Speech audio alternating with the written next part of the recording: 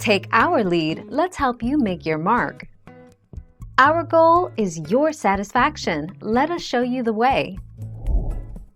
Get your frying pan on a medium to low heat and add enough olive oil to lightly coat the bottom of a large non-stick pan, about 1 tablespoon.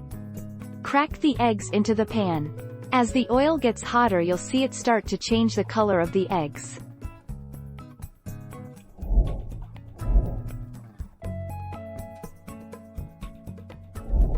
Make your mark, take our lead.